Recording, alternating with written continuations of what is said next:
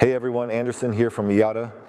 Today I'm going to show you how you can perform a firmware repair on the EAATA90's VCI.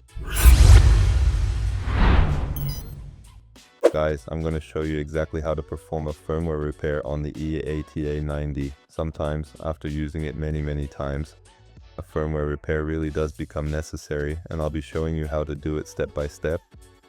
Here, we're going to enter the Personal Center. Let's go to the Fix Device Firmware System option. We're going to select the VCI Firmware Fix option. It's going to connect with the VCI.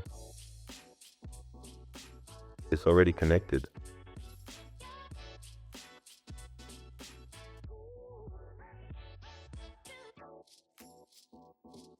And here it's already started the firmware update. As you can see, it's a very quick process.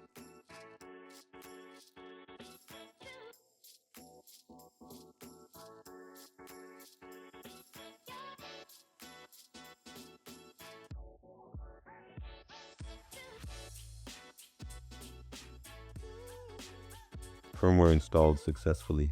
You can go back and use the VCI normally now. Well everyone, that's the video. Leave any questions in the comments.